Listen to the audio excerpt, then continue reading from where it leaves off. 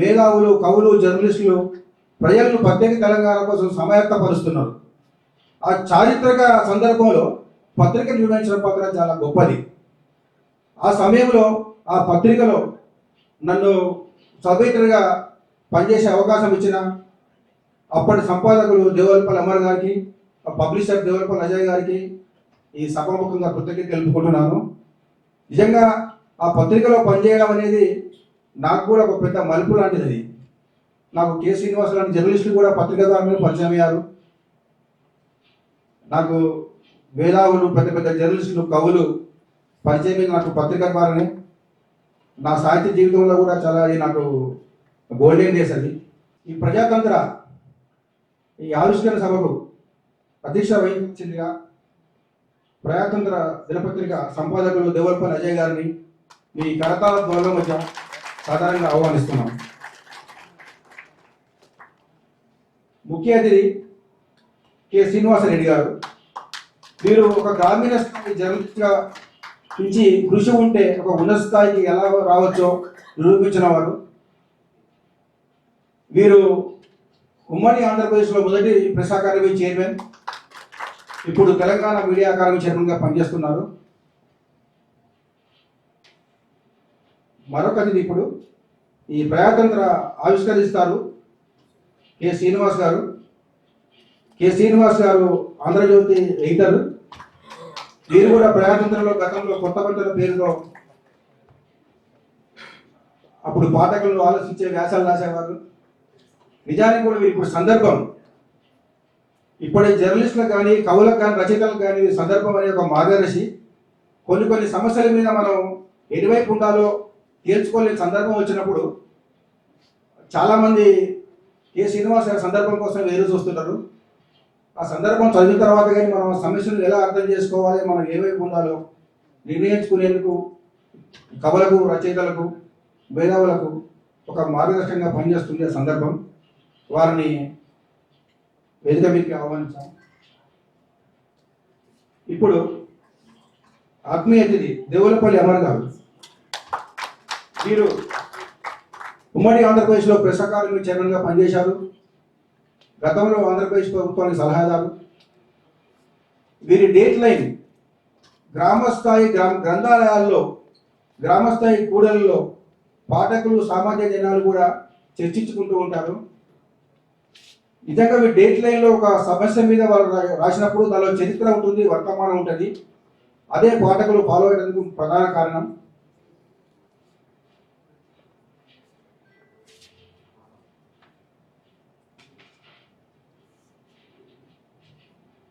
ఇప్పుడు గౌరవనీయులు కె సజయ్ గారు.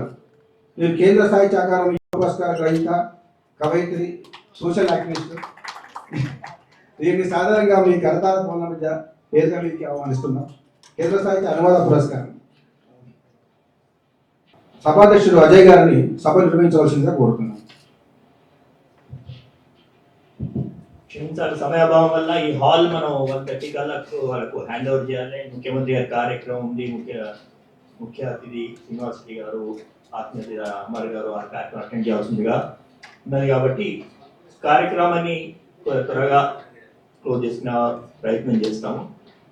వాస్తవానికి ఈరోజు సందర్భం వర్తమాన సాహిత్య సంచిక. వర్తమాన సాహిత్య సంచిక గురించి మాట్లాడుకునేటప్పుడు పక్కన నాకు చాలా ఆప్తులు కె శ్రీనివాస్ కబీర్ బాబు గారి సంపాదకత్వం లోపల 2001, 2002 సాహిత్య సంచికలు, అద్భుతమైన సాహిత్య సంచికలు.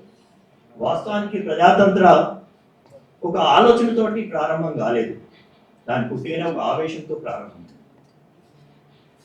ఆ సమయం లోపల సాహిత్య అసలు ప్రింట్ మీడియా మనుగడే కష్టంగా ఉన్న ఆ రోజుల లోపల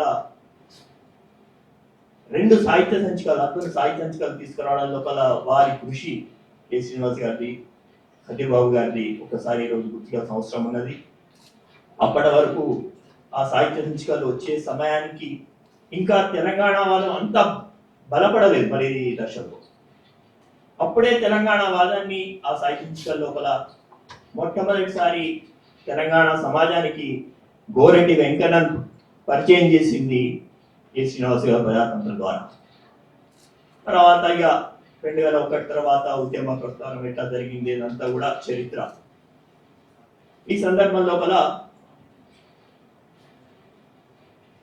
డైరెక్టర్ మామిడి హరికృష్ణ గారిని వేదిక మీద రావాల్సిందిగా కోరుతున్నాను. Thank you.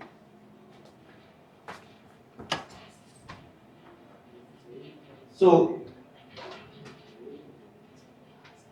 ఉద్యమం నడుస్తుంది. ఈ క్రమం లోపల ఇక పత్రిక తన దాంట్లో కొట్టుకుపోతుంది. ఎటువంటి ప్రత్యేక అంశాలు అటువంటి కూడా ప్రణాళిక చేయలేకపోయినాము. ఇప్పుడు 10 సంవత్సరాలు రాష్ట్రం ఆవిర్భావంతో 10 సంవత్సరాలు గడిచింది. ఇప్పుడున్న పరిస్థితులను ఈ తరానికి తెలియడానికి అనిపిస్తుంది. కారణం ఏంటంటే 2010లో ఒకసారి ఉప ఎన్నికలు జరుగుతున్నాయి రాష్ట్రంలో. తెలంగాణ ఉద్యమం, రాజీనామాలు, ఉప ఎన్నికలు అప్పుడు చాలా సర్వసాధారణమైంది. ఆ సందర్భం లోపల నేను ఉప ఎన్నికలు జరుగుతున్న కొన్ని అసెంబ్లీ నిజాలు పర్యటిస్తుంటే హన్మకొండ లోపల జయశంకర్ సార్ ఇంటికి పోయినా. జయశంకర్ సార్ అప్పటికే కొంచెం అస్వస్థత ఉన్నారు, ఆరోగ్యం బాగాలేదు వారు. ఇంట్లో ఉంటే వాడిని కలవడానికి పోయినా. వాడు అడిగినాను వాడిని, సార్ ఇంత ఉధృతంగా జరుగుతుంది ప్రచారం, ఎన్నికల ప్రచారం, మీరు ఇట్లా ఇంట్లో కూర్చున్నారు అని చెప్పేసి అంటే ఆయన ఒక్కటే మాట అన్నారు, ఇప్పుడు తెలంగాణ సమాజానికి కానీ, తెలంగాణ యువతకు కానీ, తెలంగాణ ఉద్యమాలకు కానీ జయశంకర్, కేసీఆర్ అవసరం లేదు అని అన్నారు. ఆశ్చర్యమే, ఎందుకు సార్ అంటే రాష్ట్ర ఆకాంక్ష అన్నది భావజాలం ఎంతగా విస్తరించిందంటే గ్రామ గ్రామాల్లోపలి కూడా విస్తరించింది. అంతగా విస్తరించడానికి అప్పుడు 2010 లోపల ఉన్న పరిస్థితులు, ఎలక్ట్రానిక్ మీడియా ఇంత ఉధృతంగా లేదు, డిజిటల్ మీడియా ఇంత ఉధృతంగా లేదు, ప్రింట్ మీడియా ఇంత ఉధృతంగా లేదు, సపోర్ట్ లేదు ప్రింట్ మీడియా అంతగానో. అయినా కానీ సరే ఆ ఉద్యమ భావజాలం చాలా విస్తరించింది. దానికి కారణం అని చెప్పింది కవులు, రచయితలు, కళాకారులు, గ్రామం లోపల వాళ్ళు చేసిన కార్యక్రమాలే ఉద్యమ ఆకాంక్ష విస్తరించడానికి దోహదపడింది. వారి ఉద్యమం లోపల వారి పాత్రను గత చూసినాం, మన కళ్ళ ముందు ఉంది వారి రోల్ ఎటువంటిదో. భావితరాలకు కూడా ఉద్యమ కవులు, కళాకారులు, విద్యావంతులు వాళ్ళు తెలియాలని ఒక ప్రయత్నమే ప్రజాతంత్ర ప్రత్యేక సంచిక, వర్తమాన సాహిత్య సంచిక ఆవిష్కరణ. ఈ సంచికను కె శ్రీనివాస్ గారిని ఆవిష్కరించిందిగా కోరుతున్నాను.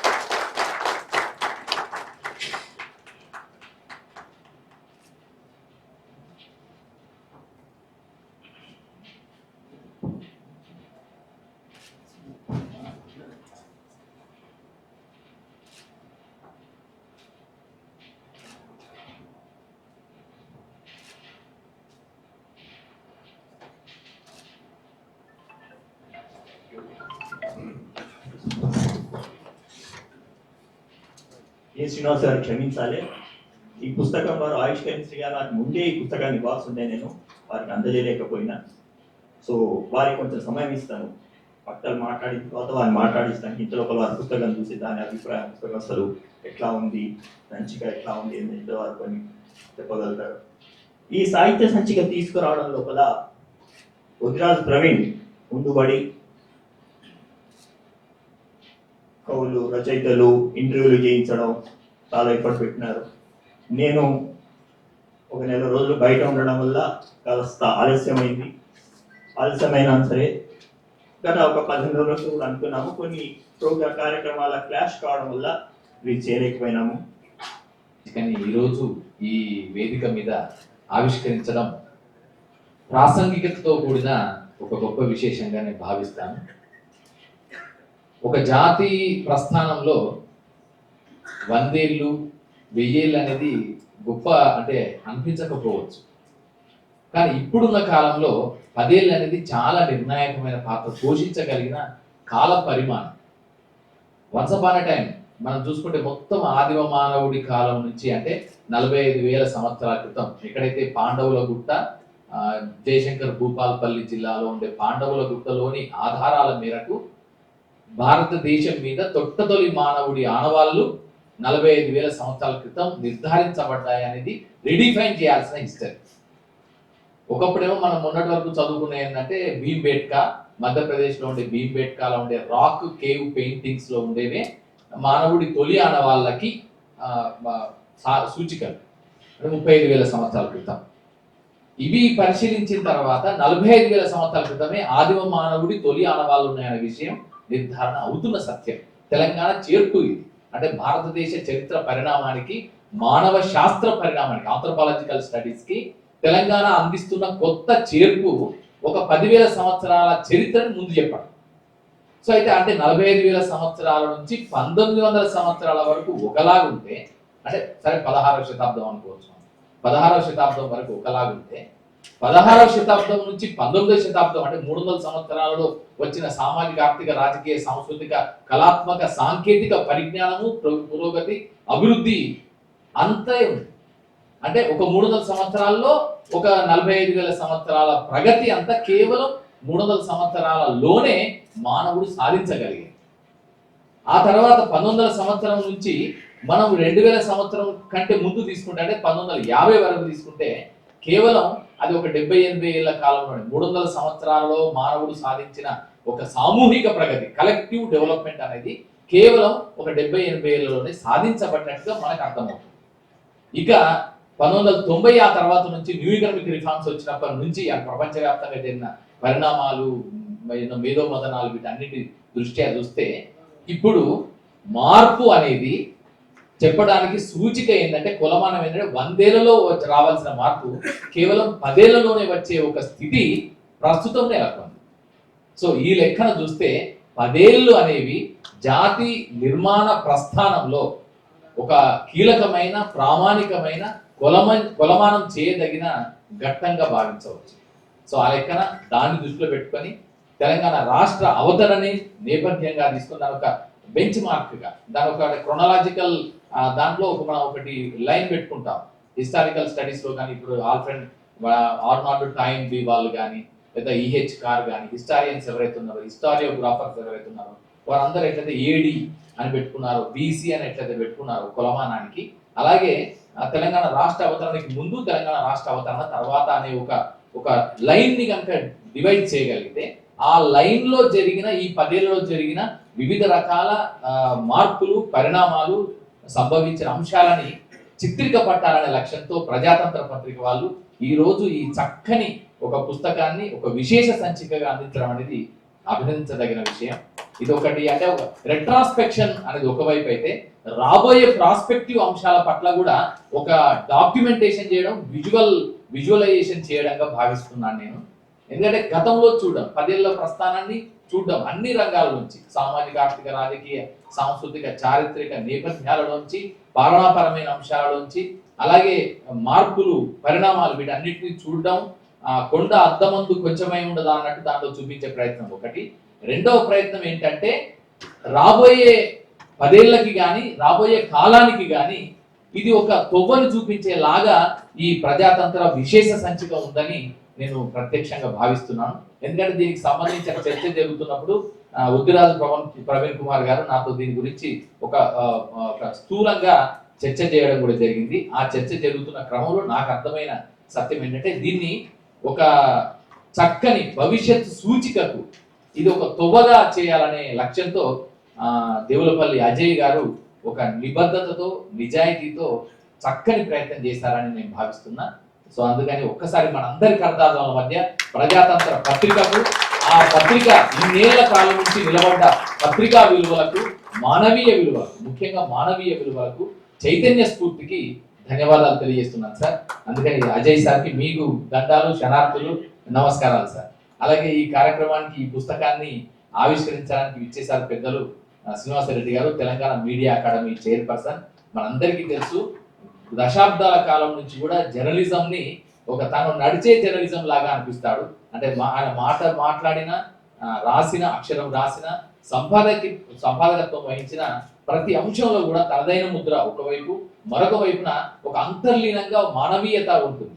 ఏది చేసినా మానవ ప్రగతికి దోహదపడేలాగా ఉండాలనే నమ్మకాన్ని, విశ్వాసాన్ని తన ప్రతి అక్షరంలో కూడా అక్షరాల పాటించిన జర్నలిస్ట్ యోధుడు శ్రీనివాసరెడ్డి అన్న. సో శ్రీనివాసరెడ్డి అన్న ఈ రోజు ఇక్కడ కార్యక్రమానికి ముఖ్య అతిథిగా రావడం సంతోషం. అలాగే శ్రీనివాస్ గారు సాహిత్యాన్ని, జర్నలిజంని, సాంస్కృతిక అంశాలని, అలాగే ఉద్యమిత్వ స్వరూపాన్ని, ఈ 4 పిల్లర్లని తన సందర్భాన్ని ప్రతి సందర్భానికి సాక్షిగానే కాకుండా నిర్ణాయక శక్తిగా, చేతన స్ఫూర్తిగా నిలిచింది కె శ్రీనివాస్ గారు. వారి రాసిన ప్రతి అక్షరం కానీ, కవిత్వం రాయని మొదట్లో కవిత్వం రాసిన, ఆ తర్వాత సమీక్షలు రాసిన, వ్యాసాలు రాసిన, లేదా ఒక చైతన్య స్ఫూర్తితో కూడిన ప్రతి అంశాన్ని ఏది రాసినా ప్రతి మొత్తం తెలుగు నాట అంతా కూడా ఒక జాజ్వల్యమానమైన ఆలోచనను రేకెత్తించగలిగిన అంశాలని ఆయన తీసుకొచ్చారు. అలాంటి మేధో జ్ఞాని ఈ రోజు ఈ కార్యక్రమానికి ఇచ్చేసి ఈ పుస్తకాన్ని ఆవిష్కరించడం సంతోషంగా భావిస్తున్నా. అలాగే దేవులపల్లి అమర్ గారు, వారు కూడా చాలా చక్కని జర్నలిస్ట్ యోధుడు. ఇక్కడ ఉన్న వాళ్ళందరూ కూడా అక్షర ప్రేమికులు, అక్షర సైనికులు, అక్షర యోధులు అందరూ కూడా. వారు సాక్షి పత్రికలో కానీ, తర్వాత మిగతా పత్రికల్లో కానీ, అలాగే మీడియా అకాడమీ తరఫున కానీ వారు చేసినటువంటి కృషి అనన్య సామాన్యమైంది అమర్ సార్కి. అలాగే సజయ మేడం అయితే ఒక కార్యకర్తగా, సామాజిక కార్యకర్తగా, అన్నిటి మించి ప్రజల వైపు నుంచి ప్రజావాణిని వినిపించిన ఒక చైతన్య స్ఫూర్తిగా నిలిచారు. ముఖ్యంగా నాకైతే ఆమె చేసిన వర్క్ అయితే గొప్పగా అనిపించేది ఏంటంటే, ఎవరైతే రైతులు ఆత్మహత్య చేసుకున్నారో వారి భార్యలు మళ్ళీ వ్యవస్థను నిర్మించడం, పునర్నిర్మించడం, సమాజాన్ని నిర్మించడం, కుటుంబాన్ని నిర్మించడం, దానికోసం పడ్డ ఆ కష్టాలన్నింటినీ డాక్యుమెంట్ చేసి తెలంగాణ ఆడబిడ్డల యొక్క ఆత్మగౌరవాన్ని, ఆత్మవిశ్వాసాన్ని చిత్రీకరించారు, చూపించారు, ఎలుగెత్తి చాటారు. ఇది తెలంగాణ నిరూపించారు. సో అలాంటి సజయ గారు ఇక్కడే ఉన్నారు, వారికి కూడా. అలాగే ఉద్దిరాజు ప్రవీణ్ కుమార్ గారు దీనికి సంపాదకత్వ బాధ్యత వహించినందుకు వారికి ధన్యవాదాలు తెలుసు. మిగతా పెద్దలందరికీ నమస్సులు, ధన్యవాదాలు. చాలా ప్రేరణ ఇస్తుంది. రేపు తెలంగాణ అంటేనే మనకు గుర్తుకొచ్చేది కవిత్వం. అందులో ముఖ్యంగా మన కాళోజీ నారాయణరావు గారు. రేపు వారి జయంతి, ప్రజాతంత్ర యాదృచ్ఛికం రేపు ఆ జయంతి. వాస్తవానికి రేపే పెట్టుకున్నాం అనుకున్నా కానీ ఆ రేపు ఉండే కార్యక్రమాల హడావుడి దృష్ట్యా ఈరోజు పెట్టుకుంటే వారికి సముచితమైన ఇది ఇస్తుందని చెప్పేసి ఆలోచనతో ఈరోజు పెట్టుకోవడం జరిగింది. వారిని గుర్తు చేసుకుంటూ భావజాల వ్యాప్తి, ఉద్యమ భావజాల వ్యాప్తి గురించి మాట్లాడినప్పుడు 1969లో జరిగిన ఉద్యమం గురించి మాట్లాడుకోవాలి. అప్పుడు అసలు ఎటువంటి ప్రసార మాధ్యమాలు లేవు, ప్రచార సాధనాలు లేవు, అంతగా లేవు. ఆ సందర్భంలో ఒక పల్లెటూరులో వ్యవసాయం చేస్తున్న రైతు దగ్గరికి కూడా పారగుర్తు ఉన్న, అప్పటి తెలంగాణ ప్రజా సమితి పారగుర్తు ఉన్నాక పాంఫ్లెట్ అనమాట వారు దాకా పోయేది. అది తెలంగాణ గొప్పతనం. తెలంగాణ ఏనాడు కూడా ఓడిపోలేదు. అప్పుడు నిటారుగా నిలబడ్డది, దాదాపు 11 స్థానాలను గెలిచింది. కానీ ఎన్నికలను మనం ప్రజాస్వామ్యంలో ఉన్నాం, రాజ్యాంగ ఇది లోపల ఉన్నాం కాబట్టి ఖచ్చితంగా ఎన్నికలనే ప్రామాణికంగా తీసుకుంటాం. ఆ తర్వాత కూడా తెలంగాణ ఎన్నడూ ఓడిపోలేదు. ఎవరు తెలంగాణ జెండా ఎత్తినా వారికి అండగా నిలబడ్డది తెలంగాణ. ఓడిపోయింది నాయకులు, పార్టీలు. 2004 లోపల మళ్ళీ తెలంగాణ వాదం ముందుకు వచ్చినప్పుడు తెలంగాణ ఎన్ని స్థానాలు గెలిచింది, తెలంగాణ పేరుతోటి నిలబడ్డ పార్టీకి అంతా కూడా మనకు తెలుసు ఎట్లా ప్రభుత్వంలో ఇదైందో. ఆ తర్వాత ఉప ఎన్నికల లోపల కూడా తెలంగాణ నినాదం తీసుకున్నప్పుడు మళ్ళా తెలంగాణ గెలిచింది. 2009 లోపల జరిగిన ఎన్నికల లోపల తెలంగాణ మళ్ళీ గెలిచింది. ఎట్లా అంటే కనుక తెలంగాణ పేరుతో ఉద్భవించిన పార్టీ సమైక్యవాదాన్ని వినిపించిన కొన్ని పార్టీలతో కలిసి పోటీ చేయడానికి తెలంగాణ వాళ్ళు ఒప్పుకోలేదు, నిర్బంధంగా తిరస్కరించారు. తెలంగాణనే మాకు కావాలన్నారు. తెలంగాణ సమైక్యవాదాన్ని మించిన పార్టీలతో నువ్వు ఎట్లా పోతావు అని చెప్పేసి ఆ పార్టీని బహిష్కరించారు, ఆ పార్టీని ఓడగొట్టారు. మళ్ళా 2014 వస్తే ఎస్, తెలంగాణ ఇచ్చిన పార్టీని తెలంగాణ తీసుకొచ్చిన పార్టీ అనుకున్న వాళ్ళ రెండింటినీ కూడా తెలంగాణ ప్రజలు అక్కడ చేర్చుకున్నారు. ఒకరికి 36, ఒకరికి 60 అట్లా ఇచ్చేసామంట. వాళ్ళు ఇద్దరిని కూడా ఆదరించారు. మళ్ళా 2018 కొద్దాం. 2018లో తెలంగాణ ఉద్యమాన్ని ముందు నుంచి నడిపించిన తెలంగాణ జేఏసీ చైర్మన్ కోదండరామ్ గారు, వాస్తవానికి ఉద్యమాలు లేదే తెలంగాణ లేదు, జేఏసీ లేదే ఉద్యమాలు లేవు, కోదండరామ్ సార్ లేదే జేఏసీ లేదు. ఇది ప్రజాతంత్ర నిశ్చితాభిప్రాయం. అటువంటి వ్యక్తి సమైక్యవాదం వినిపించిన పార్టీలతో కలిసి తెలంగాణ జనసమితి పార్టీ పెట్టి వారికి మద్దతు ఇవ్వడానికి కూడా తెలంగాణ ప్రజలు తీర్చుకోలేదు. పార్టీని పక్కన పెట్టేసినారు. కోదండరామ్ సార్ని పక్కన పెట్టినారు, ఇచ్చిన కాంగ్రెస్ పార్టీని పక్కన పెట్టినారు. అక్కడ మళ్ళా తెలంగాణ గెలిచింది టిఆర్ఎస్ పార్టీ పెట్టి. మళ్ళా 2023 ఎన్నికలను చూసుకుంటే మనం తెలంగాణ పదాన్ని తీసేసిన పార్టీ నుంచి తీసేసిన పార్టీని నిర్ద్వందంగా తిరస్కరించింది తెలంగాణ ప్రజలు. అన్ని సందర్భాల్లోనూ తెలంగాణ గెలిచింది. ఆ వాదం అంత దూరం పోవడానికి కారణం, అంతగా విస్తరించడానికి కారణం కవులు, కళాకారులు, రచయితలు, విద్యావంతులు మీలాంటి వాళ్ళే అనేది ప్రజాతంత్ర నిశ్చిత అభిప్రాయం. ఇంకా ఎటువంటి అభిప్రాయం లేదు. ఇక సామాజిక కార్యకర్తగా తెలంగాణ ప్రాంతంలో ఉన్న రైతులను, మహిళల పట్ల కె సజయ్ గారు చేస్తున్న కృషి అందరికీ తెలిసిందే. కేంద్ర సాహిత్య అకాడమీ అనువాదంతో పురస్కారం వారికి లభించింది. ఈ సందర్భంగా తెలంగాణ పరిస్థితులను అందరినీ కూడా వారిని మాట్లాడాల్సిందిగా కోరుతున్నాను. నన్ను ఈ సభకి ఆహ్వానించిన అజయ్ దేవులపల్లి గారికి నమస్కారాలు. ప్రజాతంత్ర పత్రిక దాదాపు 5 సంవత్సరాల నుంచి నేను రెగ్యులర్గా ఒక కాలం రాస్తున్నాను. ఇప్పుడు ఒక వీడియో కాలం కూడా నిర్వహిస్తున్నాను. అత్యంత ముఖ్యమైనటువంటి, చాలా మంది అడుగుతూ ఉంటారు, మీరు ప్రజాతంత్రంలో ఎందుకు రాస్తున్నారు, ఆంధ్రజ్యోతి సాక్షిలో ఎందుకు రాయరు అని చెప్పి. రాయనని ఏం అనలేదు, కానీ ప్రజాతంత్రలో నాకు ఒక స్వేచ్ఛ ఇచ్చారు. నేను చాలా చివరి నిమిషంలో ఆర్టికల్ ఇస్తాను వేరే పనుల వలన. ఆ స్వేచ్ఛ అనేది చాలా ముఖ్యమని నాకు అనిపిస్తూ ఉంటుంది. తర్వాత ఏం రాస్తున్నాము అనేటటువంటి దాని మీద ఒక నిర్బంధం లేదు, అది కూడా చాలా ముఖ్యమైనటువంటి. చాలా నా ఒక్కదానికని కాదు, రాసేటటువంటి చాలా మందికి అది అవసరము.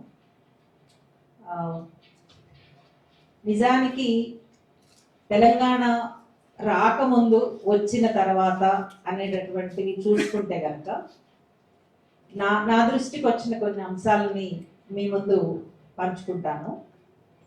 సాహిత్యంలో ఇంకా చాలా రావాల్సినటువంటి అవసరం ఉంది. చాలామంది రాస్తూ ఉన్నారు. సాహిత్యము, కళలు తెలంగాణ ఉద్యమానికి ప్రాణంగా పనిచేశాయి. ఎంత ప్రాణంగా పనిచేశాయంటే అవే ఇప్పుడు జీవనాధారంగా మార్చుకున్నటువంటి చాలామంది ఉన్నారు. గ్రామీణ స్థాయిలో ఎంత టాలెంట్ ఉంటుంది అని అంటే, పిల్లలకి, మేము పిల్లలతో పనిచేస్తాం, స్త్రీలతో పనిచేస్తాం. ముఖ్యంగా సిద్దిపేట జిల్లాలో దుబ్బాక కాన్స్టిట్యుయెన్సీలో పనిచేస్తూ ఉంటాము. తొగుట ఆ మండలాల్లో, మిరుదొడ్డి మండలాల్లో ఎంత టాలెంట్ ఉంటుందంటే ఆ పిల్లలందరికీ కూడా ఒక అంశం చెప్తే ఆ అంశం చుట్టూ 10 రకాల కళారూపాలని విజువల్గా కావచ్చు, చిత్రలేఖనంలో కావచ్చు, కథల రూపంలో కావచ్చు, అంత బాగా చేసినటువంటి సందర్భాలు ఉన్నాయి. ప్రతి సంవత్సరము బాల ప్రతిభా మేళా అని ఒకటి టీచర్స్ సహాయంతో చేసేవాళ్ళం. మామిడి హరికృష్ణ గారు కూడా దానికి చాలా సహాయం అందించారు. గవర్నమెంట్ స్కూళ్ళల్లో చదివేటటువంటి పిల్లలు మాత్రమే దాంట్లో పార్టిసిపేట్ చేయాలి. ప్రైవేట్ స్కూల్స్ వాళ్ళకి దాంట్లోకి అర్హత లేదు.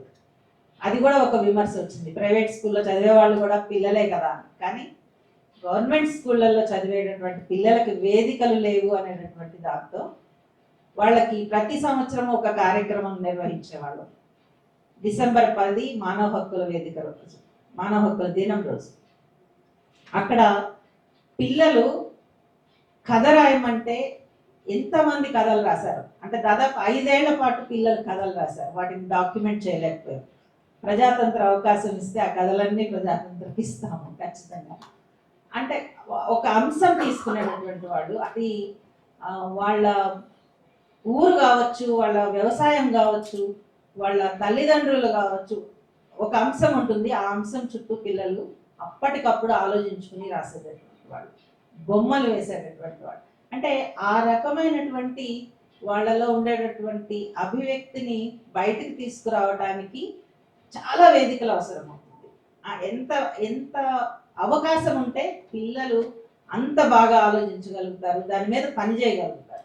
ఎక్కడో పునర్నిర్మాణం అనేటటువంటిది పైనుంచి వచ్చేటటువంటి అంశం అని నేను అనుకోను, కింద నుంచి వెళ్ళేటటువంటి అంశం.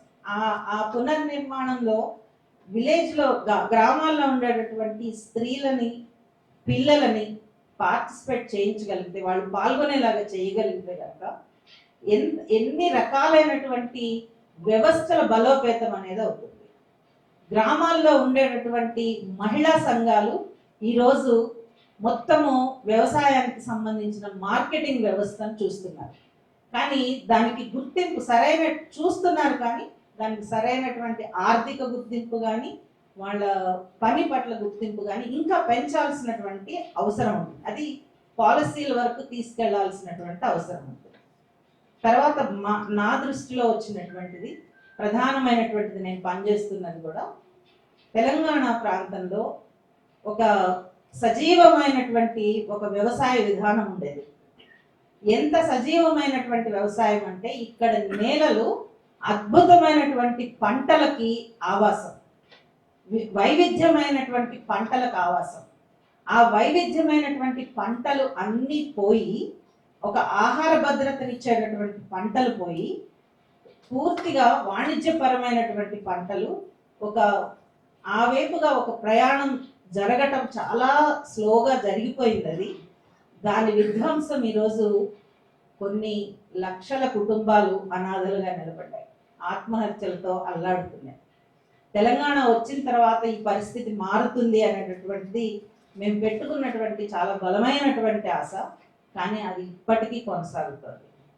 దీనికి ఏ ప్రభుత్వం కారణము, లేకపోతే ప్రభుత్వాల, వ్యక్తుల అనే దానికన్నా కూడా అసలు మన సమాజంలో ఈ పరిణామ క్రమం చాలా చాప కింద నీరులాగా జరుగుతుంది, బయటికి కనిపించదు. ఎక్కడ జరుగుతుంది, మన ఆహారపు అలవాట్లు ఎక్కడ మారుతున్నాయి, ఈ వైవిధ్యభరితమైనటువంటి పంటలు మన సాహిత్యంలోకి వచ్చాయా, వాటి విధ్వంసం ఎట్లా జరిగిందనేది వచ్చిందా, వాటిని ఎట్లా తిరిగి కాపాడుకోగలుగుతాం పునర్నిర్మాణంలో, ఇది ఎంత. ఎందుకనంటే హైదరాబాద్ ఈరోజు ఒక డయాబెటిక్ హబ్, మధుమేహ వ్యాధికి ఒక పెద్ద హబ్, అట్లనే గుండెపోటుకి ఒక పెద్ద హబ్, వాటి పెద్ద పెద్ద హాస్పిటల్స్ వస్తున్నాయి. కానీ మనకి హాస్పిటల్స్ లేనటువంటి వ్యవస్థ కావాలి, హాస్పిటల్ అవసరం లేనటువంటి వ్యవస్థ తెలంగాణలోకి రావాలి.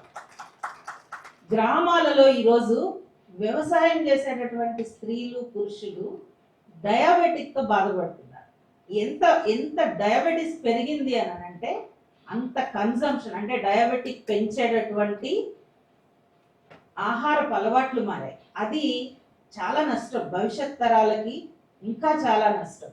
అలాంటి అంటే వాటిని బయటపడేసేటటువంటి చిరుధాన్యాలు కావచ్చు, లేకపోతే వేరే రకమైన ముందు చెప్పినటువంటి జీవ వైవిధ్య పంటలు ఏవైతే తెలంగాణకి ప్రాణాధారం, నిజం చెప్పాలంటే అవి ప్రాణాధారం, ఆ నేలలు ప్రాణాధారం, వాటి మొత్తం ధ్వంసం అవుతున్నటువంటి దాన్ని తిరిగి వెనక్కి తీసుకురావడానికి ప్రధానంగా ఉపయోగపడేది సాహిత్యంలో ఆ అంశాలు విరివిగా రావాలి.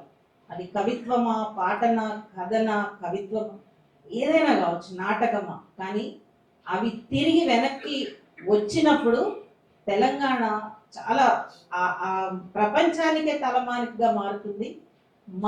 మా నినాదం ఒక్కటే, మనం ఏదైతే పండిస్తామో అది మన శరీరంలోకి వెళ్తుంది.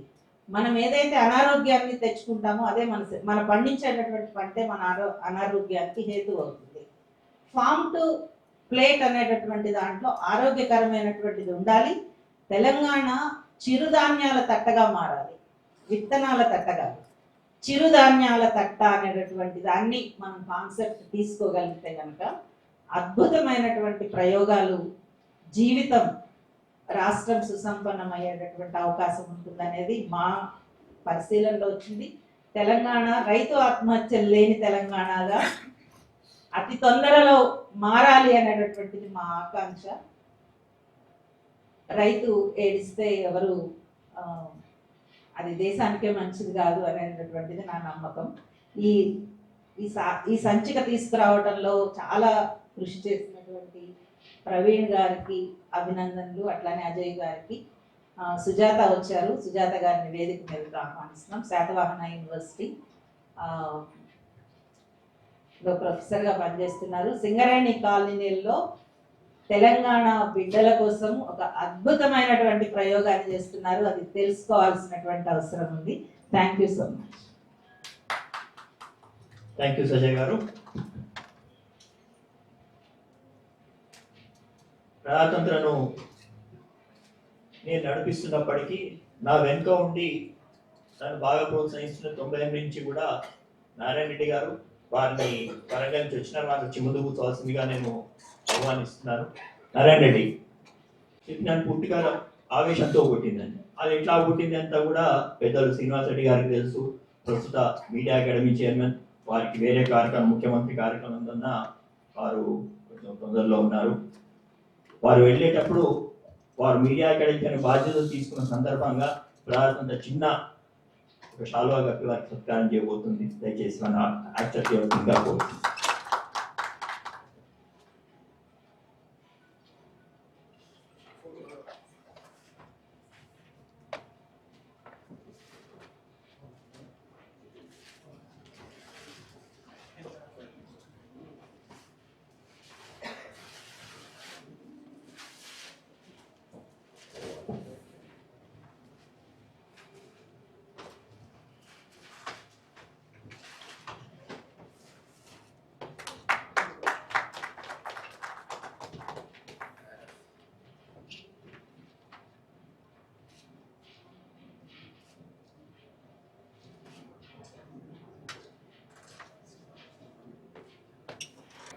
అరవై సంవత్సరాలు ఎంటర్ అయినప్పుడు అప్పటి ముఖ్యమంత్రి రాజశేఖర రెడ్డి గారు ప్రజాతంత్ర ఆఫీస్ ఇనాగ్రేషన్కి వచ్చినప్పుడు వారు చేసిన సన్మానం అది. మళ్ళీ ఇప్పుడు నిన్ననే శ్రీనివాస్ రెడ్డి గారి పుట్టినరోజు అయింది. మళ్ళా ఈరోజు మేము కార్యక్రమం చేసుకుంటున్నాం. Thank you sir. మీ ఆశీస్సులు ఎప్పుడు ప్రజాతంత్రంగా ఉంటాయని మీరు మీ సందేశం ఇస్తారా?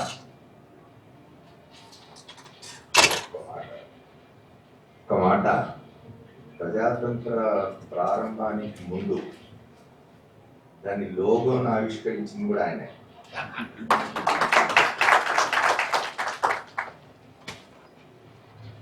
వేదిక మీద ఆశీనులైన అందరికీ, ఇచ్చేసిన పెద్దలు, మిత్రులందరికీ నమస్కారం. ప్రజాతంత్ర లోగో అమరింట్లో ఆవిష్కరించాం. జూబ్లీ హిల్స్ అజయ్ ఇంట్లో, అజయ్ ఇంట్లో నాగూర్లో నాతో ఆవిష్కరించారు. ప్రజాతంత్ర పుట్టుక ప్రారంభం నుంచి ఇవాళటి వరకు 26వ వార్షికోత్సవానికి ఎంటరైన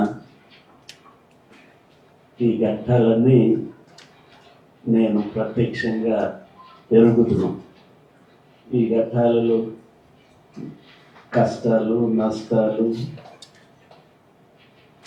వీటన్నింటినీ చూశాను.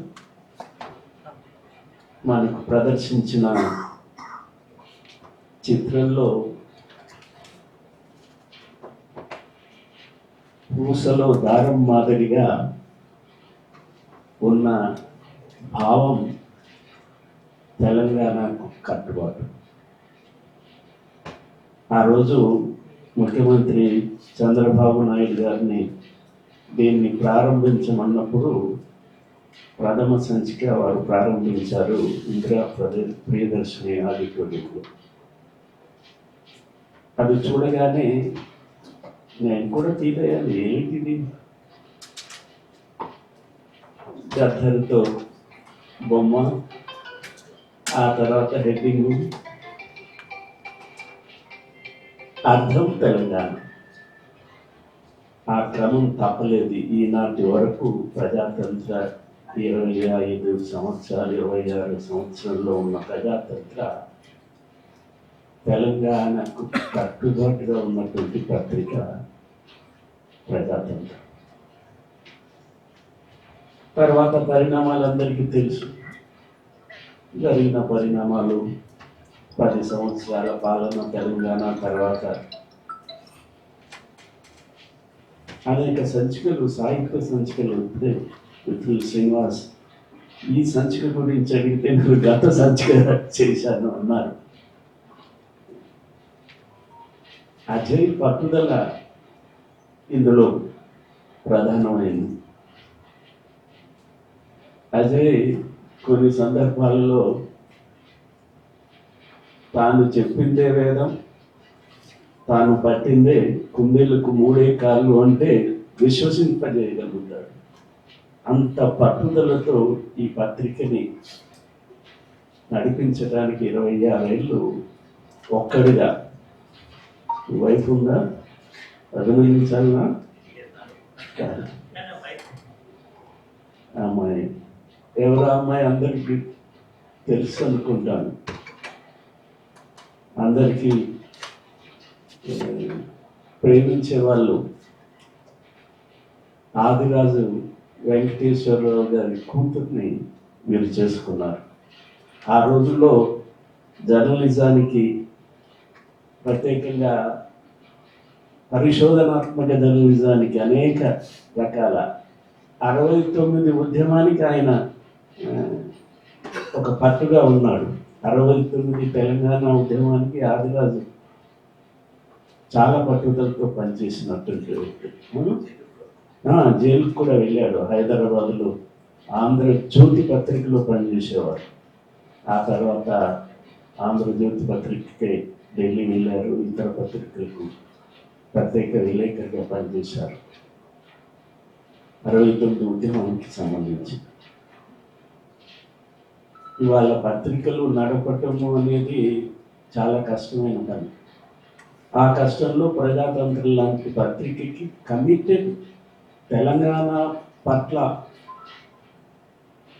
విశ్వాసం, తెలంగాణ రావాలా, తెలంగాణ చెప్పారే, తెలంగాణకి ఆటుపోట్లు అనేకం వచ్చాయి.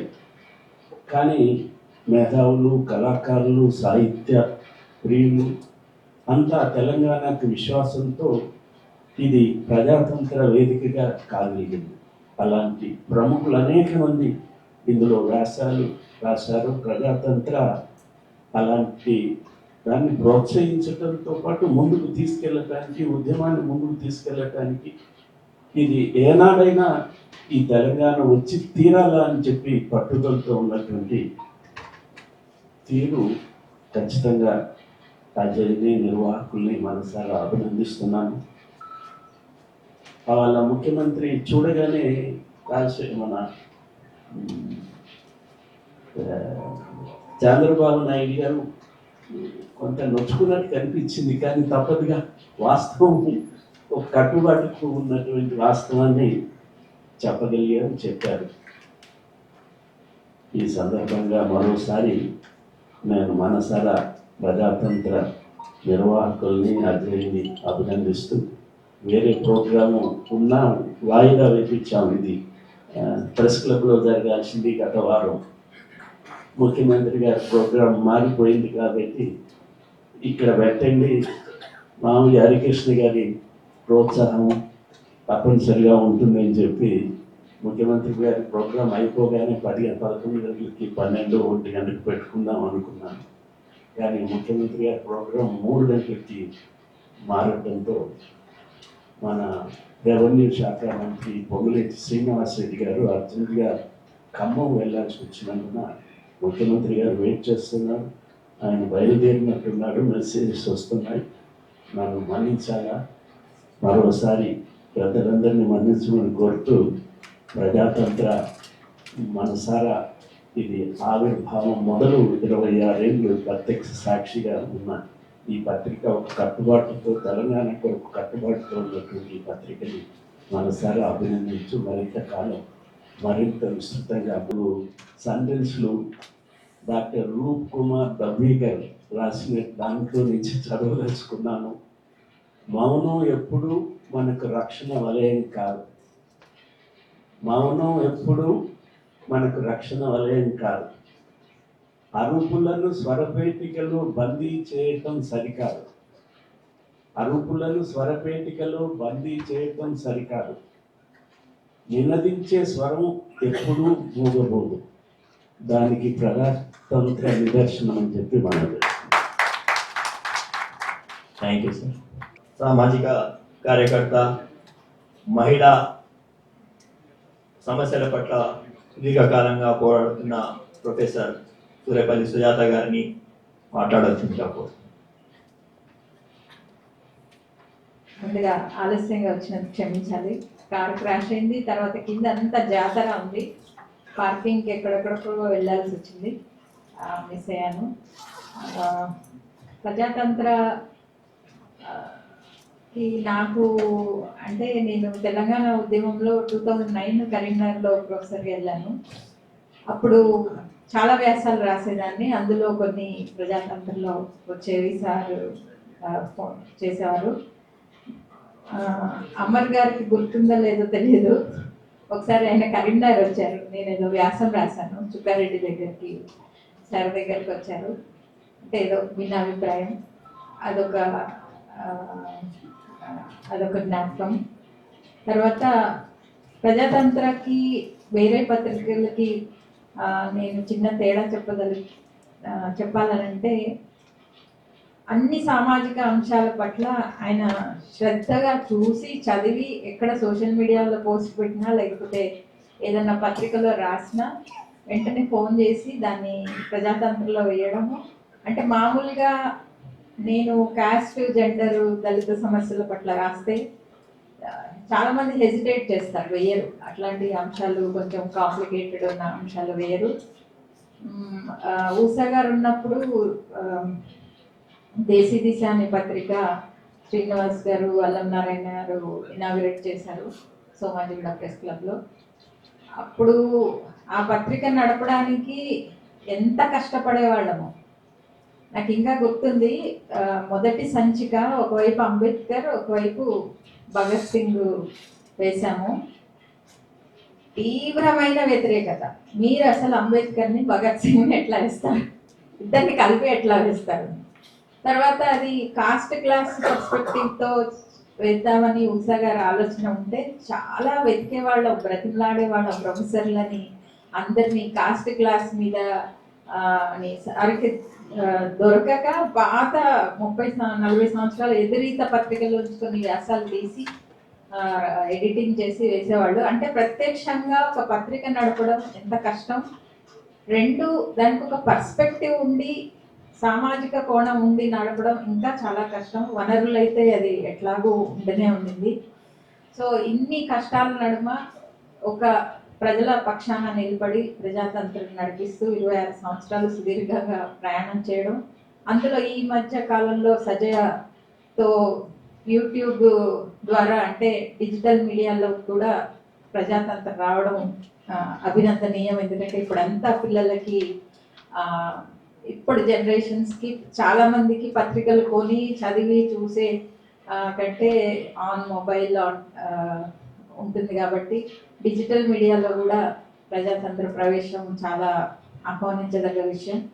కాబట్టి ఈ ప్రయాణాన్ని ఇంతవరకు తీసుకొచ్చి ఒక సుదీర్ఘ ప్రయాణం, ఒక పర్స్పెక్టివ్ తోటి ప్రజల పక్షాన నిలబడి అన్ని అంశాలని, ప్రజలకు సంబంధించిన అంశాలని ముందుకు తీసుకుపోతున్న ప్రజాతంత్ర ఇంకా ముందు ముందు ఇలాగే కొనసాగాలని, మరి ఈ సమావేశానికి నన్ను పిలిచినందుకు ధన్యవాదాలు చెప్తూ థ్యాంక్ యూ.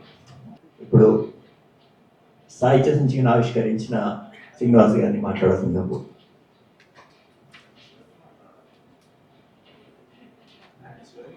ఆవిష్కరణ అయిపోగానే మాట్లాడుతున్నాం. ప్రస్తుత ప్రజాతంత్ర సంపాదకులు అజయ్ గారు, పూర్వ సంపాదకులు అమర్ గారు, ప్రస్తుతం ఆయన మన తెలంగాణ సంపాదకులు మిత్రులు సూర్యపల్లి సుజాత, సజయ, ప్రవీణ్ కుమార్, సభలో ఉన్న మిత్రులందరికీ నమస్కారం. ప్రజాతంత్రతో నాకు ఒక ఎమోషనల్ రిలేషన్. ఒకటి, అన్ని భారీ సంస్థలు, భారీ పత్రికలు, భారీ మీడియా సంస్థలే దగ్గరికి రోజుల్లో ఎవరైనా ఒక చిన్న ప్రయత్నం చేసినప్పుడు చాలా సంతోషం కలిగిస్తుంది, ఆనందం కలిగిస్తుంది. ఆ చిన్న ప్రయత్నం సక్సెస్ అయినప్పుడు ఇంకా ఆనందం కలుగుతుంది. అటువంటి ఒక ప్రత్యామ్నాయ లిటిల్ ట్రెడిషన్కి చెందిన పత్రిక ప్రజాతంత్ర. నిజానికి పత్రిక ప్రారంభ సంపాదకులు అమర్ గారి గురించి కొంచెం చెప్పాలి. ఆయన మా పత్రికా ప్రస్థానంలో చాలా కీలకమైన సందర్భాలన్నింటిలోనూ ఆయన చేయూత ఉంటూ వచ్చింది. మొట్టమొదటి కాలం నేను ఆయన ఆంధ్రభూమిలో సండే సెక్షన్ ఇన్ఛార్జిగా ఉన్నప్పుడు రాశాను, 1980లో. రెండో కాలం ప్రజాతంత్రంలో రాశారు. నిజానికి అప్పుడు అమర్ గారు మెయిన్ స్ట్రీమ్ ప్రధాన స్రవంతి అంటగా మెయిన్ స్ట్రీమ్ మీడియా నుంచి కొంచెం బయట ఉండవలసి వచ్చింది. ఆయనతో పాటు చాలామంది ఒకేసారి పత్రికా రంగంలో మెయిన్ స్ట్రీమ్ రంగం నుంచి బయటకు రావాల్సిన పరిస్థితిలో ఆయన ఈ ప్రజాతంత్ర ప్రారంభించారు. చాలామందికి ప్రజాతంత్ర ఆనాడు ఒక వేదికే. నేను ఆయన ఏ కారణం వల్ల బయటకు వచ్చారో దాంతో సంబంధం లేదు, కానీ నేను కూడా అదే సమయంలో మెయిన్ స్ట్రీమ్ పత్రికల నుంచి, మీడియా నుంచి బయట ఉన్నాను. ఉన్నప్పుడు నాకు పాత్రికేయతో ఒక సంబంధం, లైవ్ కనెక్ట్ కావాల్సి వచ్చినప్పుడు ప్రజాతంత్రం నాకు చాలా సహజమైన వేదికగా అనిపించింది. దానికి సాహిత్య సంచిక కంటే ముందే నేను అడపదడప అందులో వ్యాసాలు రాసేవాడిని. తర్వాత నా అంతా నేనే ఒక కాలం రాస్తాను, తెలంగాణ అంశం మీద రాస్తానని అడిగాను అజయ్ గారిని, నా బంధువుని. దానికి అప్పుడు తెలంగాణ మీద ఒక కాలం రాసేంత విషయం లేదని కాదు, ప్రజల్లో ఆకాంక్ష లేదని కాదు, కానీ వాతావరణం అంతగా లేదు. అయినప్పటికీ వాడు దాన్ని ఆ అంశం మీద కాలం రాయడానికి ఒప్పుకున్నారు. అది కొత్త వంతెన. ఆ కొత్త వంతెన రాస్తూ ఉన్న క్రమంలోనే ఈ సాహిత్య సంచిక ఆలోచన మిత్రుడు ఖజీర్ బాబు తీసుకురావటం, దాన్ని అజయ్ అంగీకరించడం, ఒక గట్టి చాలా ఉత్సాహంతో చేసాం ఆ రెండు సంచికలు. అది తెలుగు సాహిత్య లోకం అంతా ఆ సంచికల్ని చాలా ఉత్సాహంతో, కుతూహలంతో చూసాయి. దాని మీద కొంత వివాదాలు కూడా నడిచాయి. వివాదాల సారాంశం, కారణాలు ఏమైనప్పటికీ నాకు అర్థమైన విషయం ఏంటంటే, తెలుగు సాహిత్య రంగంలో తమను తాము వ్యక్తం చేసుకోవాలనుకునే వాళ్ళందరికీ ప్రజాతంత్రంలో తమ గొంతు ఉండాలి, తమ పేరు ఉండాలి, తమ రచన కూడా చోటు ఉండాలనే ఒక ఆకాంక్షే ఆ వివాదాలకు కారణమేమో మౌలికంగా అనిపించింది. అంటే అట్లా అనిపించేటట్టుగా ఆ సంచికల యొక్క క్వాలిటీ ఆ రోజున వచ్చింది. ఇప్పుడు తర్వాత కూడా సాహిత్య సంచికలు తీర్చినట్టు నాకు గుర్తు ఒకటో రెండో లేదు. అంటే ఇప్పుడు 22-23 ఏళ్ళ తర్వాత సాహిత్య సంచిక వచ్చింది. ప్రధానంగా అది ఇప్పుడే తిరగవేశాను, పూర్తిగా చూసే అవకాశాలు నాకు రాలేదు. చూసినప్పుడు ప్రధానంగా తెలంగాణ దశాబ్ది సందర్భంలో సాహిత్య సంచిక అని నాకు అనిపించింది. అందువల్ల తెలంగాణ దశాబ్ది ప్రయాణాన్ని సమీక్షించడం ఉంది, రాజకీయ ప్రయాణాన్ని, సామాజిక ప్రయాణాన్ని సమీక్షించడం ఉంది. At the same time Telangana సాహిత్యాన్ని కూడా 10 ఏళ్ల కాలంలో కథనం, కవిత్వాన్ని సమీక్షించిన కొన్ని కథలు, కొన్ని కవితలు ఇందులో అందించారు. దానికి ఆ ట్రెడిషన్ యొక్క కొనసాగింపే ఇప్పటి సంచిక అని నాకు అనిపించింది. ప్రజాతంత్రంతో అసోసియేట్ కావటం అనేది ముఖ్యంగా అజయ్ని అభినందించాల్సిన విషయం ఏంటంటే, ఆయన అప్పుడప్పుడు చెప్తుంటారు, సారాంశంలో వన్ మ్యాన్ షోనే. ఆయన సహాయకులు, ఆయన ఉద్యోగులు చాలామంది ఉన్నప్పటికీ దానికి సంబంధించినటువంటి భౌతికమైన మానసిక భారం ఆయన మీదే ఉంటుంది. కాబట్టి ఆ పత్రికను ఆర్థికంగాను, దాని తర్వాత దాన్ని వ్యాప్తిలోనూ చేయాల్సిన బరువంతా కూడా అజయ్ మోస్తున్నారు. ఈ సమయం వీటిని చేస్తూ కూడా తెలంగాణ రాజకీయ, సామాజిక భవితవ్యం గురించి, దాని మంచెడుల గురించి కన్సర్న్గా ఉండటం, ఇప్పటికీ ఆ రోజున మిలీనియం మలుపులో ఎవరెవరైతే ఎటువంటి వాళ్ళు కాలమ్స్ రాశారో ఇప్పుడు కూడా అటువంటి వాళ్ళే, సజయ్ గారు లాంటి వాళ్ళు కాలమ్స్ రాయటం, ఆ క్వాలిటీని మెయింటైన్ చేయడానికి పడే తపన కనిపిస్తుంది. అందుకు అజయ్ గారిని నేను అభినందిస్తున్నాను. సాహిత్య సంచిక ఒక పద్ధతిగా చేద్దాం అది, ఎందుకంటే మన పత్రికా రంగంలో మన సంప్రదాయం అది. ఆంధ్రపత్రిక వచ్చినప్పుడు ఆంధ్రపత్రిక సంవత్సరాల సంచిక సాహిత్య సంచికగా ప్రత్యేకంగా ఉండేది. గోల్కొండ పత్రిక వార్షిక సంచికలు సాహిత్య సంచికగా ఉండేవి. ఈవెన్ సుజాత పత్రిక కూడా అది సాహిత్య పత్రిక అయినప్పటికీ మన సంవత్సరానికి ఒక ప్రత్యేక సంచిక తీసుకొచ్చే ప్రయత్నం వాళ్ళు చేసేవాళ్ళు. కాబట్టి ప్రజాతంత్ర ఇంక ముందు కూడా సాహిత్య సంచికలు తీసుకొచ్చే ప్రయత్నం చేయాలని చెప్తూ ఈ సందర్భంగా మరోసారి అజయ్ గారిని అభినందిస్తాం. Thank you. సాహిత్య సంచిక కాంట్రిబ్యూట్ చేసిన కవులు, రచయితలు, వాళ్ళ ప్రజాతంత్ర తరపు నుంచి వచ్చిన పురస్కారం, అది సంచికను ఆవిష్కరించిన కె శ్రీనివాస్ గారి చేతుల మీదుగా అమర్ గారు మాట్లాడిన తర్వాత ఒక 10 నిమిషాల కార్యక్రమం ఉంటుంది. అది సాహిత్య సంచిక ఆవిష్కర్త మిత్రుడు కె శ్రీనివాస్, ప్రవీణ్, సజయ్ గారు, భద్ర గారు, సుజాత గారు, మిత్రులారా, ప్రజాతంత్ర సాహిత్య సంచిక అనగానే నాకు గతంలో మేము తీసుకొచ్చిన 2 సాహిత్య సంచికలు గుర్తొస్తాయి. ఆ సాహిత్య సంచికలు గుర్తు రావడానికి కారణం ఏమిటంటే చాలా వివాదం జరిగింది వాటి మీద. ఆ తర్వాత ఇంతకుముందు శ్రీనివాస్ గారు చెప్పినట్టు ఆ సాహిత్య సంచికల్లో తమ రచనలు లేవు అని బాధపడ్డ కొందరు ఆ సాహిత్య సంచికల మీద కరపత్రాలు కూడా వేసి పంచినారు వాటికి వ్యతిరేకంగా. వాటి మీద మేము సభ పెట్టి వివరణ కూడా ఇవ్వాల్సి వచ్చింది బషీర్బాగ్ ప్రెస్లో. అంత వివాదాస్పదమైనవి అంటే అవంత బాగున్నాయని అర్థం. దానికి ఏ రోజునైనా కె శ్రీనివాస్ని, కదిర్ని అభినందించాలి. వారే బాధ్యులు, వారిద్దరే సంపాదకులు ఆ సాహిత్య సంచికలన్నిటికీ. పత్రికకు నేను సంపాదకుడిగా ఉన్నా నాకు వాటితో ఏం సంబంధం లేదు, ఎందుకంటే నాకు సాహిత్యంతో సంబంధం లేదు. నాకు మొదటి నుంచి కూడా సాహిత్యం అంటే తెలియదు.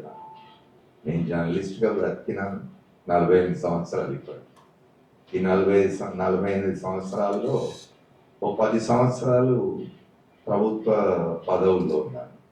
ఒక 5 ఏళ్ల కాలం రాజశేఖర్ రెడ్డి ప్రభుత్వంలో, ఆ తర్వాత 5 ఏళ్ల కాలం ఆయన కుమారుడు జగన్మోహన్ రెడ్డి ప్రభుత్వంలో ప్రభుత్వ పదవిలో ఉన్నాం. కాబట్టి అది తీసేస్తే 38 సంవత్సరాల జర్నలిజం జీవితం అది. ప్రజాతంత్ర మేము ప్రారంభించడానికి గల కారణాలు అవన్నీ ఇక్కడ ఇప్పుడు మాట్లాడుకోవాల్సిన అవసరం లేదు, అందరికి తెలిసిందే. ప్రజాతంత్ర ప్రారంభించే నాటికున్న పరిస్థితులు 2. ఒకటి, తెలంగాణ అనే పదాన్ని ఉచ్చరించడానికి వీల్లేదు అన్న వాతావరణం ఏర్పడిన సందర్భం. 2వది, పెద్దలు శ్రీనివాస్ గారు చెప్పినట్టు నా నిరుద్యోగం.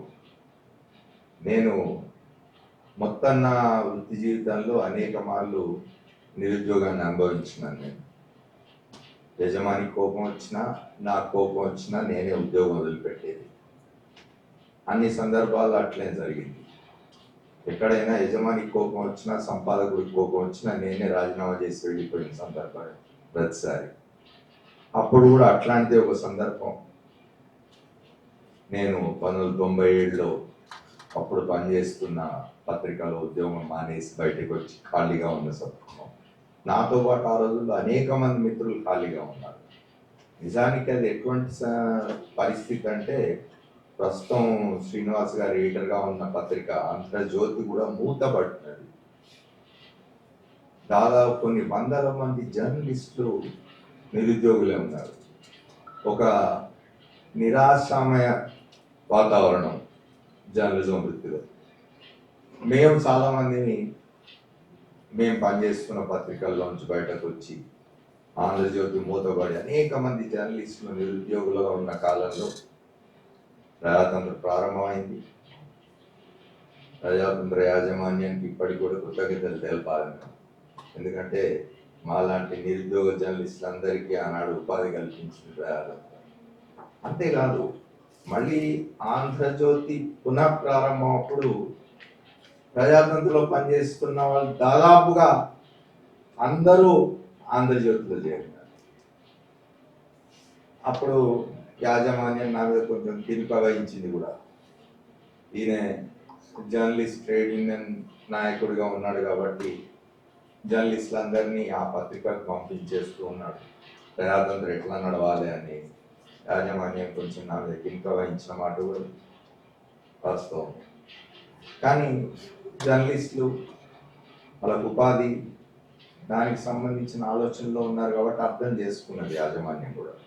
అట్లా ప్రజాతంత్ర తెలంగాణ కాజ్ కోసమే కాదు, జర్నలిస్టుల పక్షాన కూడా నిలబడ్డది అని చెప్పడానికి చెప్తున్నాను.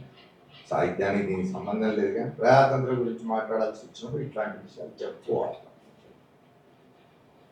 సరే, నేను జీవిక కోసం అనండి, ఇతర కారణాల వల్ల అనండి, ప్రజాతంత్ర సంపాదకుడిగా లేను. కారణం దానికి ప్రభుత్వంలో చేరడం. 2004లో నేను అప్పటి ప్రభుత్వంలో ప్రెస్ అకాడమీ చైర్మన్గా చేరినందుకు ప్రజాతంత్ర వదిలేయాల్సి వచ్చింది. అప్పటి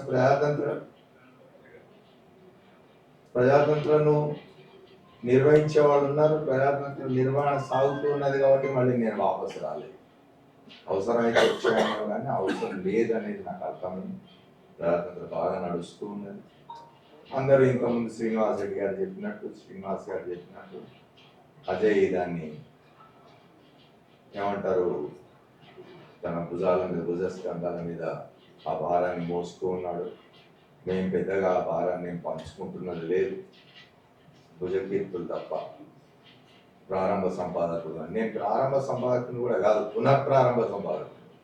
ప్రజాతంత్ర అనేది ఎమర్జెన్సీ కంటే ముందు వేరే యాజమాన్యంలో నడుస్తూ ఉండేది. అప్పట్లో నేను విద్యార్థిగా ఉన్న కాలంలో ఆ ప్రజాతంత్రంలో అప్పుడప్పుడు వ్యాసాలు రాస్తూ ఉండేవాడు. మేము పత్రిక ప్రారంభించాలి అనుకున్నప్పుడు నాకు అది గుర్తొచ్చి, అప్పటి యజమాని, అప్పటికి అది మూతపడినది, ఎమర్జెన్సీలో మూతపడింది ఆ పత్రిక. చాలా పత్రికలు మూతపడ్డట్టు అది కూడా మూతపడింది. అప్పుడు అప్పటి యజమాని దగ్గరికి పోయి నేను అజయ్, మా ఇంకో సోదరుడు ఆయనతో మాట్లాడి ఆ పత్రిక టైటిల్ తీసుకున్నాం మేము. కాబట్టి దాని పునఃప్రారంభంలో నేను సంపాదకుడిగా ఉన్నాను. చాలా మందికి నిజానికి ఇంతకుముందు అందరూ మాట్లాడినారు. ప్రారంభ సంచిక ఇందిరా ప్రియదర్శిని ఆడిటోరియంలో మేము అప్పటి ముఖ్యమంత్రి చంద్రబాబు నాయుడు, మా ప్రవీణ్ చెప్పినాడు, చంద్రబాబు నాయుడు మిత్రుడు. జర్నలిస్టులకు రాజకీయ నాయకులు ఎప్పుడు, రాజకీయ నాయకులకు జర్నలిస్టులకు ఆ సంబంధం ఉంటుంది ఎప్పుడు కూడా. శాశ్వత మిత్రత్వం ఉండదు, శాశ్వత శత్రుత్వం ఉండదు. ఎందుకంటే జర్నలిస్టు సమాచార సేకరణకు అవసరాల కోసం అని చెప్పి రాజకీయ నాయకులతో స్నేహం చేస్తారు. ఆ స్నేహం ఇతరేతరమైన వాటికి మరలినప్పుడే సమస్యలు వస్తాయి తప్ప జర్నలిజంలో సమాచార సేకరణ వరకు రాజకీయ నాయకులతో సత్సంబంధాలు కలిగి ఉండడం ఎప్పుడు తప్పు కాదు. రాజకీయ నాయకులు కూడా జర్నలిస్టులను అట్లానే చూడాలి. నాతో స్నేహంగా ఉన్నాడు కాబట్టి నా గురించి అంతా మంచిగా రాయాలని రాజకీయ నాయకులు అంటే కూడా అనుకుంటే కూడా ప్రాబ్లం అవుతుంది. అట్లాంటి సంబంధాలే నేను కూడా నేర్పింది ఏ రాజకీయ నాయకుడితో అయినా. ఈనాటికి నాకు అట్లాంటి సంబంధాలే ఉన్నాయి రాజకీయ నాయకులతో, అట్లానే ఉంటాయి కూడా. జర్నలిస్టులందరికీ అట్లాంటి ఆరోగ్యకరమైన సంబంధాలే ఉండాలి రాజకీయ నాయకులతో. సమాచార సేకరణలో భాగంగా జర్నలిస్టులకు అవసరం ఉంటుంది. ఏదేమైనా ఆ రోజున పవన్ చంద్రబాబు నాయుడు కొంచెం బాధపడ్డమాట వాస్తవం. నా కోసం నేను పిలిస్తే వచ్చినాడు. ప్రారంభ సంచికలో మేము తేల్చుకొని రమ్మన్న తెలంగాణ అన్నాం. ఆ తర్వాత అనేక సందర్భాల్లో రాసినాం, ఇంకా వచ్చేవన్నీ తెలంగాణ రోజులే అని కూడా రాసినాం. అట్లా తెలంగాణ ఉద్యమం సాగినంత కాలం ప్రజాతంత్ర ఉద్యమంతో ఉన్నది. ఉద్యమాన్ని ముందుకు తీసుకుపోయే క్రమంలో, ఉద్యమం ఆటుపోట్లు ఎదుర్కొంటున్న క్రమంలో కూడా ప్రజాతంత్ర బలంగా నిలబడ్డది ఆ ఉద్యమంతో. ఆ విషయం అప్పట్లో ఉద్యమ నాయకత్వం వహించి ముందుకు తీసుకుపోయిన ఉద్యమ నాయకుడు చంద్రశేఖరరావు 2016లో ఇదే రవీంద్ర భారతిలో పుస్తకం ఆవిష్కరణకు వచ్చి ప్రజాతంత్ర 20వ వార్షికోత్సవం సందర్భంగా మాట్లాడినప్పుడు కూడా చెప్పినారు ఆయన, ప్రజాతంత్రంతో మొదలై కేసీఆర్ ఢిల్లీకి తీసుకుపోయేదాకా ఉద్యమం సాగింది అని ఆయనే ఒప్పుకున్నాడు. కాబట్టి ప్రజాతంత్రం ఏ రోజునైనా తెలంగాణలో ఆ స్థానం ఉంటుంది. స్థానిక పత్రికగా తప్పనిసరిగా తెలంగాణ ఆకాంక్షలు, తెలంగాణ ఆశలు ముందుకు తీసుకుపోయే క్రమంలో తప్పనిసరిగా ప్రజాతంత్ర మరింత ముందుకు పోతుంది. మరిన్ని సాహిత్య సంచికలు తీసుకొస్తారని ఆశిస్తాను.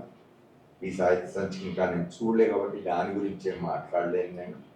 అంటే గతంలో తీసుకొచ్చిన సాహిత్య సంచికల స్థాయిలో ఇంకా ముందు కూడా కనీసం అజయ్ ఆయనది అత్యాశ అంటాను నేను. 3 మాసాలకు ఒకసారి సాహిత్య సంచిక తేవడం అనేది సాధ్యమయ్యే పని కాదు ఎవరితో. సంవత్సరానికి ఒక మంచి సాహిత్య సంచిక తీసుకురావాలి ప్రజాతంత్రాన్ని ఆశిస్తూ, కోరుకుంటూ నాకు ఈ అవకాశం ఇచ్చిన మీ అందరికీ కృతజ్ఞతలు తెలుపుతూ సెలవు తీసుకుంటాను. సాహిత్య సంచికకు కాంట్రిబ్యూట్ చేసిన వారిని ఒక్కొక్కరిగా వేదిక నుంచి చిన్న పురస్కారం మన టి శ్రీనివాస్ గారి చేతుల మీదుగా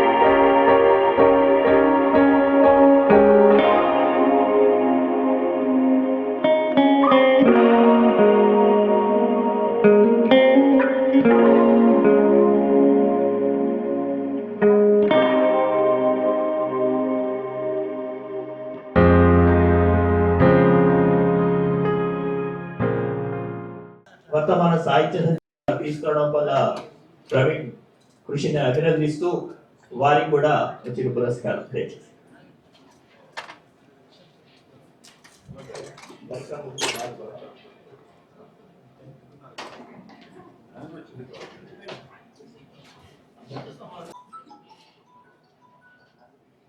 ఈ కార్యక్రమం ఇంతతో ముగిస్తున్నాను. Thank you.